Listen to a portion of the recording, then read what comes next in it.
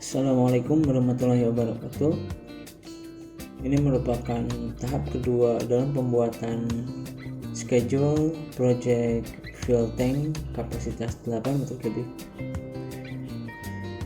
Akan ada 4 topik bahasan pada video kali ini. Yang pertama itu melakukan breakdown tugas, yang kedua setting durasi tugas, yang ketiga pemahaman manual auto schedule, kemudian yang terakhir menghubungkan tugas atau penyetingan predecessor.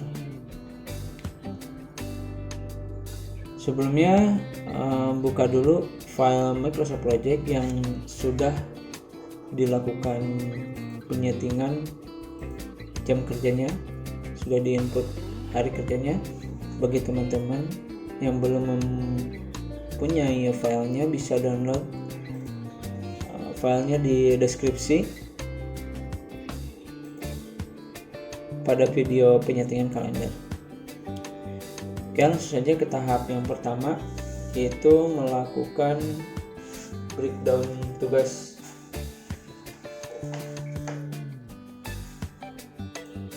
Untuk melakukan breakdown tugas, di sini teman-teman ikuti business flow project itu sendiri.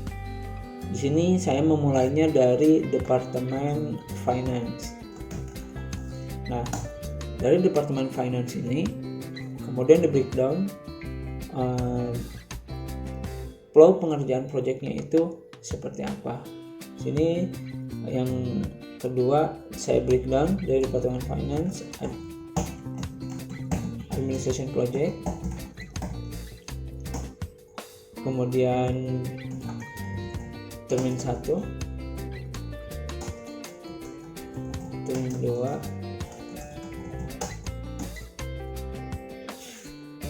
nah setelah melakukan breakdown di sini teman-teman harus memasukkan ke dalam group finance. Caranya itu dengan melakukan indent atau outdent. Caranya itu ada 3. Yang pertama bisa menggunakan mouse, jadi arahkan pada data yang akan dilakukan indent. Nah, seperti ini. Setelah muncul arah kanan atau kiri, tinggal di drag ke samping kanan. Oke, nah sampai seperti ini. Termasuk bisa juga di blok, drag ke sebelah kanan. Kemudian cara yang kedua bisa dengan menggunakan menu yang ada di ribbon. Nah, yang ini yang indent atau outdent.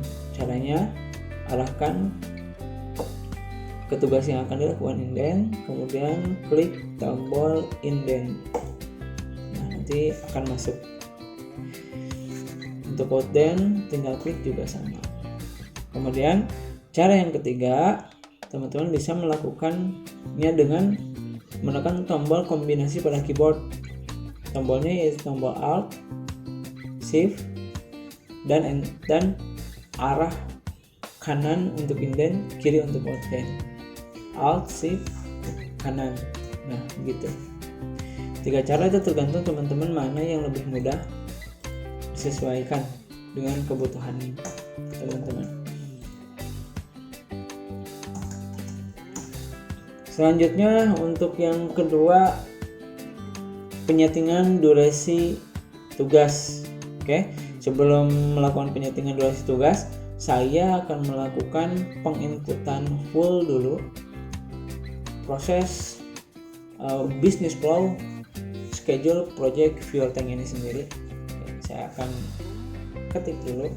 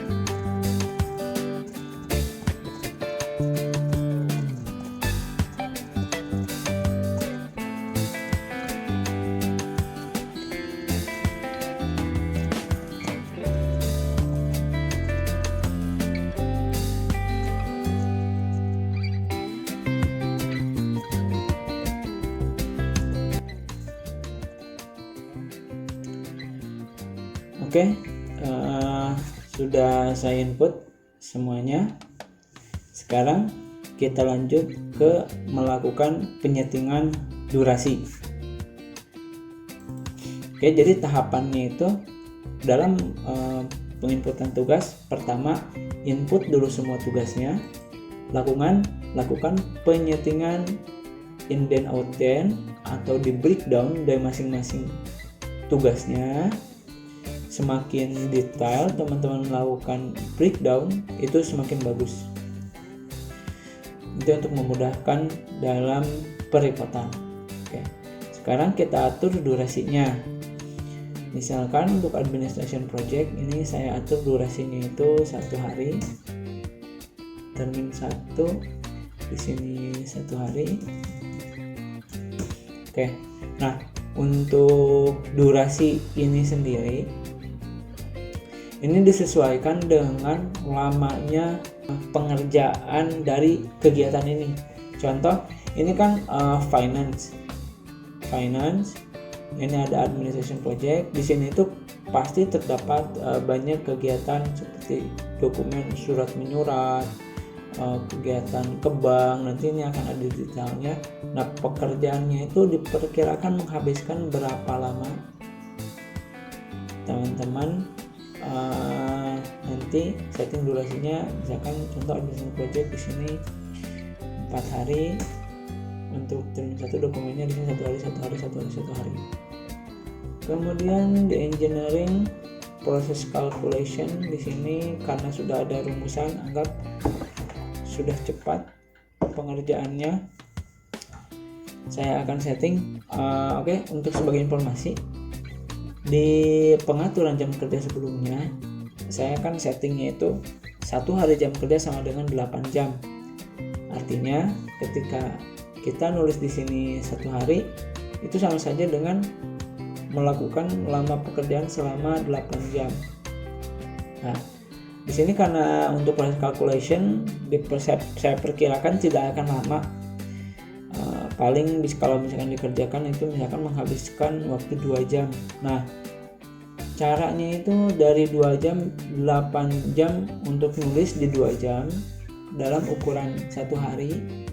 Berarti di sini kita nulis 0,25. Nah, gitu. Karena 8 jam 1 hari sama dengan 8 jam, setengah hari sama dengan 4 jam, artinya 1/4 hari di sini itu atau sama dengan 2 jam. Oke, penginputan durasi ini harus sesuai dengan lamanya pekerjaan karena ada hubungannya nanti dengan cash flow. Jadi ada hubungannya dengan cash flow dan planning penyelesaian project. Jadi ini teman-teman gak bisa asal, ya mungkin bisa asal kalau misalkan itu teman-teman tidak akan ngatur project schedule ini dengan RAB-nya. Tapi untuk project schedule ini saya akan arahkan project schedule include RAB, atau kita akan ngatur cash flow-nya juga. Oke, saya lanjut penyetingan durasinya ini sampai bawah.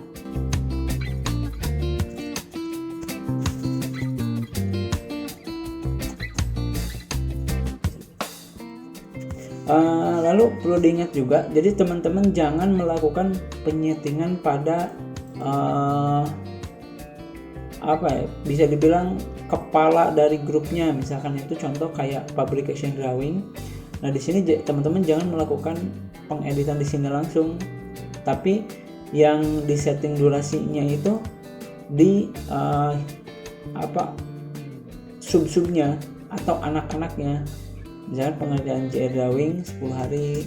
Nah, biarkan si kepalanya ini mentotalkan sendiri sesuai perhitungannya.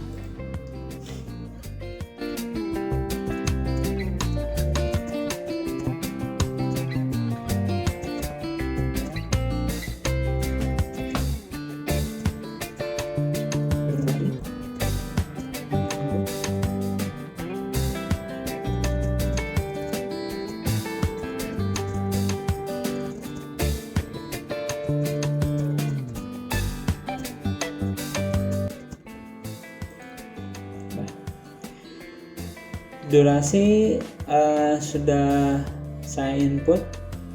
Di sini disesuaikan dengan kegiatan itu sendiri.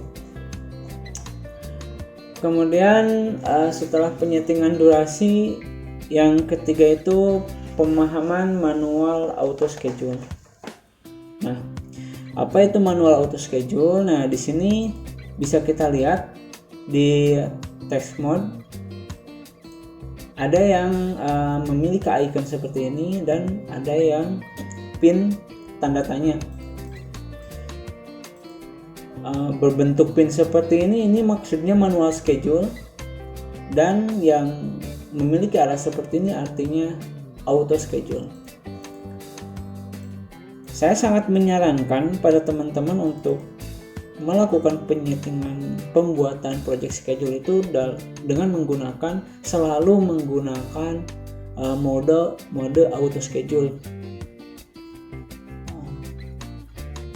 karena sangat memudahkan nantinya apabila ada perubahan.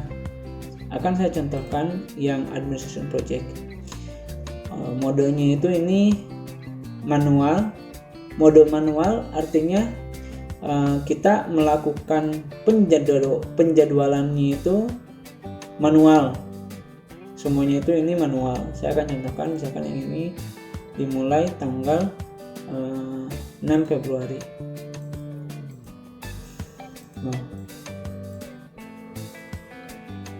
Tanda tanya hilang karena kita sudah melakukan penanggalan. Tanda tanya akan hilang. Nah, yang ada tanda tanyanya berarti belum dilakukan penyetingan tanggal. Kemudian saya akan contoh lagi, termin 1 hari.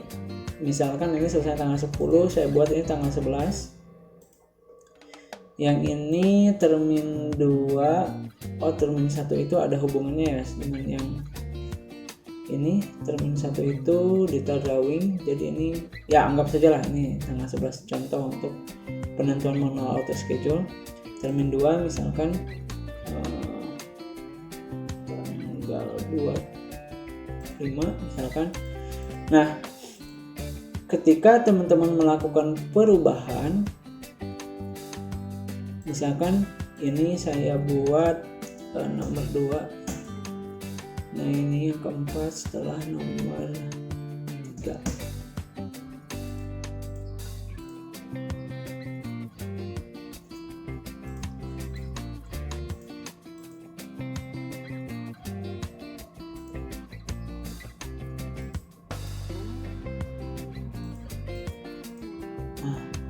Bisa teman-teman lihat ketika kita melakukan pengeditan durasi, untuk yang manual itu dia tidak mengupdate sendiri. Berbeda kalau misalkan itu kita setting keduanya ini ke mode auto schedule. Nah, ketika dirubah ke mode auto schedule, ketika di sini ada perubahan, nah, semuanya akan mengupdate otomatis. Maka dari itu saya sangat sarankan setiap membuat project schedule, gunakan auto schedule. Untuk project yang schedule-nya sedikit mungkin oke lah pakai manual. Tapi untuk yang udah skala besar, apalagi lebih besar dari ini sampai bawah sampai banyak, saya sarankan untuk menggunakan auto schedule. Kelebihannya pun nanti ketika muncul lagi project yang kedua, teman-teman sangat cepat sekali. Saya jamin sangat cepat sekali. Mungkin membuat projectnya itu lama, tapi nanti untuk project-project selanjutnya saya jamin itu 10 kali lebih cepat pembuatannya. Oke, itu perbedaan antara manual dan auto schedule. Jadi teman-teman di sini untuk semuanya, ini yang masih dalam mode manual dirubah ke mode auto. Untuk perubahan modenya teman-teman bisa langsung diblok saja, pilih auto schedule. Nah, kemudian jika teman-teman ini kan ketika membuat tugas baru, misalkan tambahan. Nah, modenya itu ini otomatis manual. Teman-teman bisa melakukan penyetingan supaya langsung ke mode otomatis. Ada dua cara. Yang pertama, pilih ke menu option, kemudian di sini ke schedule. Nah, di sini new task created dirubah ke auto schedule. Atau teman-teman bisa langsung rubah di sini. Yang awalnya manual schedule dirubah ke auto schedule. Jadi ketika kita tulis lagi, nah dia otomatis ke auto schedule. Walaupun nanti penerapannya mungkin kita akan menggunakan juga manual, tapi akan sangat jarang sekali. Kalau saya biasanya full auto. Oke, itu untuk penjelasan manual auto schedule. Sekarang ke penjelasan yang keempat, menghubungkan tugas atau setting predecessor. Nah, predecessor yang di sini. Oke. Kenapa harus menyeting predecessor? Karena supaya setiap tanggal yang ada di sini itu berhubungan dengan yang lainnya.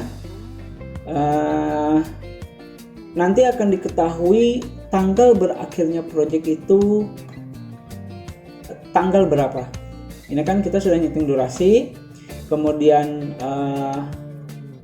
start finish tanggalnya itu tidak disetting, ini dibiarkan saja. Jadi pertama input tugas, setting durasi, yang ketiga itu langsung ke yang ketiga itu manual out, dibuat auto schedule semuanya, kemudian setting predecessor. Nah, untuk penyetingan predecessor, teman-teman harus tahu urutan pekerjaannya. Saya contohkan, untuk penagihan termin 1, di sini harus menyelesaikan tugas-tugas termin 1. Di sini sudah saya rangkum di sini, artinya termin 1 harus selesai di poin yang ke-19, termin 1 detail drawing, artinya harus selesai setelah detail drawing. Makanya di sini saya linkkan 19 FS. Oh ya, sebelumnya teman-teman harus paham dulu kode-kode predecessor. Bisa lihat di sini. Oke, ada beberapa kode yang harus teman-teman ingat-ingat, bukan ingat-ingat tapi pahami. Oke. Nanti kode-kode itu akan saya terapkan semuanya di sini. Sebagai contoh, saya akan input dulu semuanya, nanti akan saya jelaskan.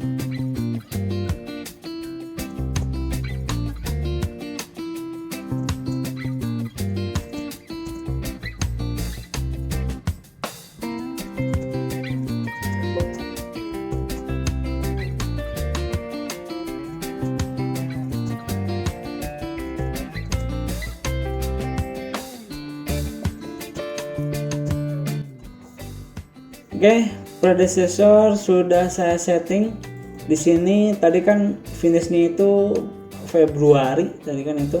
Sekarang ini sudah melakukan perhitungan sendiri. tanggal selesainya itu diperkirakan 1 April.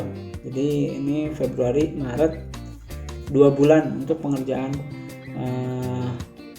fuel tank ini sendiri. Nah, di sini akan saya jelaskan beberapa kode predecessor. Yang pertama FS.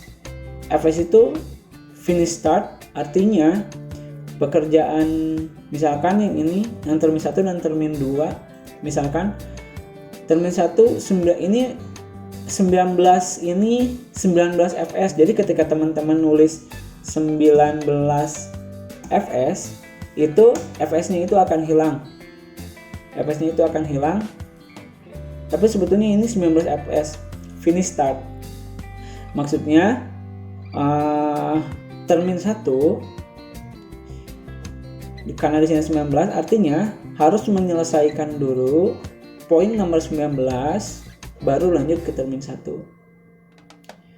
Atau misalkan yang ini PO material 22, artinya ini kita lihat. Nah, di sini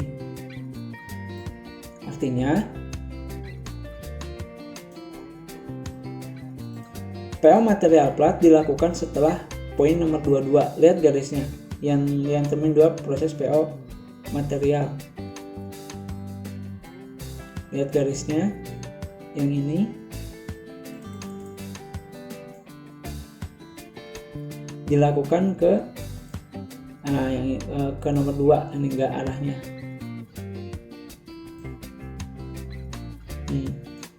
Dari sini langsung ke sini. Kembalikan lagi. Ini nomor 20, lihat garisnya MPR. Artinya ketika mengerjakan sampai dari sini baru boleh lanjut ke sini. Gitu. Jadi teman-teman harus tahu alur hubungan pekerjaannya. Itu yang finish start. Kemudian yang kedua finish artinya itu maksudnya selesai dalam waktu bersamaan. Saya contohkan lagi, misalkan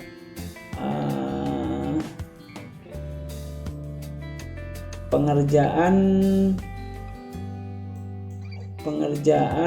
drawing misalkan antara poin 17 dan poin 18.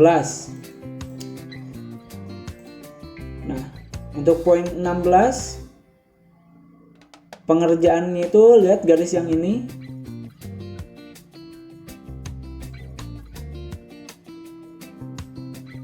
Nah, ketika nomor 18 karena ini dikerjakannya itu setelah mengerjakan yang nomor 17, arah panahnya itu seperti ini. Artinya pengerjaan nozzle fuel tank dikerjakan setelah saddle fuel tank. Nah, jika kita memasukkan kode harus selesai dalam bersamaan atau FF, kita tuliskan 17 FF. Nah, maka di sini di barnya itu akan selesai dalam bersamaan gitu. Walaupun teman-teman di sini melakukan perubahan tanggal di salah satunya berbeda, misalkan ini selesai dalam 5 hari. Endingnya itu akan tetap sama. Itu fungsi finish. Kemudian yang ketiga tadi start start. Maksud start itu dikerjakan bersamaan, kebalikannya finish. Saya contohkan 17 start. Nah, maka ini akan dikerjakan bersamaan. Bersamaan. Kebalikan dari finish. Nah, start. Walaupun di sini dirubah pun 3 hari karena kodenya start, jadi akan tetap sama. Kemudian yang keempat start finish. Saya contohkan 17 SF. Artinya pekerjaan nozzle baru bisa selesai jika pekerjaan saddle dimulai. Jadi kalau misalkan itu ini belum dimulai, itu pekerjaan nozzle fuel tank tidak akan selesai. Dia akan terus mengikuti saddle. Saya contohkan, ini kan ngelink itu ke sel fuel tank. Ketika saya rubah, misalkan pengerjaan fuel tank nambah, maka dampaknya itu akan ke semuanya. Ini akan ikut menyesuaikan diri.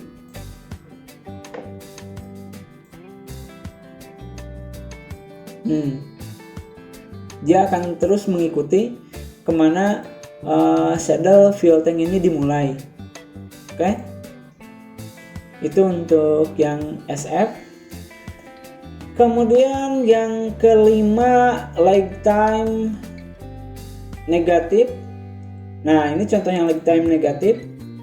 Artinya visual dan dimensional dikerjakan setelah poin ke-36. 36 ini saddle. Visual dan dimensional dikerjakan sebelum pengerjaan saddle ini selesai. 50% ketika pengerjaan saddle itu berjalan, visual dan dimensional mulai kegiatannya mulai berjalan gitu.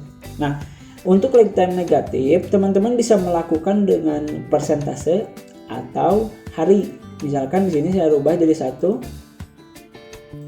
jadi 2 hari, misalkan dikurangi 2 hari.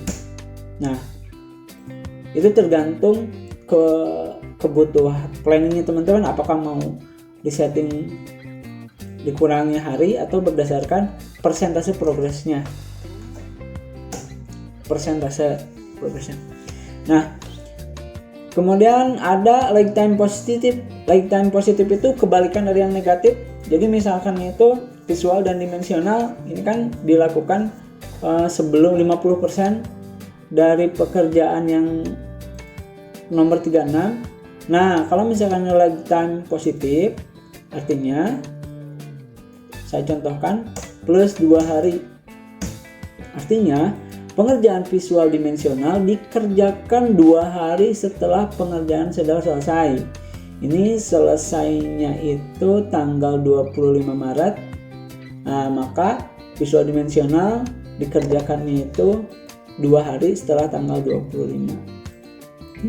Tanggal 25 itu hari Kamis. 2 hari setelah tanggal 25 yaitu tanggal 26, dan Sabtu Minggunya libur 29, sehingga pekerjaan ini dimulai tanggal 30. Oke. Nah, itu untuk lifetime positif. Nah, teman-teman sesuaikan dengan kebutuhan schedule-nya teman-teman, predecesornya. Semua kode-kodenya bisa dibilang mudah. Hanya saja untuk yang baru tahu kode-kode predecessor, saya sarankan untuk terus melakukan percobaan agar lancar, agar bisa. Oke. Untuk tahap kedua pembuatan project schedule ini cukup sekian ya. Jadi sekali lagi mohon diingat, untuk tahap kedua ini sangat mudah. Input tugas dulu, setting durasinya, buat semuanya auto schedule, dan setting predecessor. Kebanyakan itu para pengguna baru Microsoft Project biasanya langsung menyeting tanggal, padahal tanggal ini tidak disetting, ini dibiarkan otomatis. Oke, cukup sekian untuk tahap kedua ini. Silakan teman-teman jika ada yang ditanyakan, isi kolom komentar. Selanjutnya kita akan mengisi sumber daya manusia dan materialnya untuk penginputan cash flow. Nah, di tahap kedua ini sudah cukup, teman-teman bisa melakukan pengiriman schedule ini ke klien. Ini sudah ada tanggal mulai dan tanggal akhir untuk sebagai acuan awal.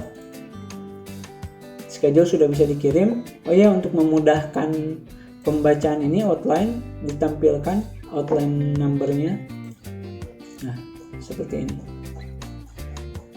Kemudian di atasnya project summary ditampilkan juga untuk memudahkan.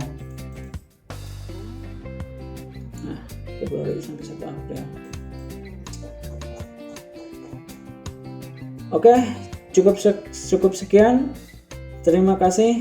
Assalamualaikum warahmatullahi wabarakatuh.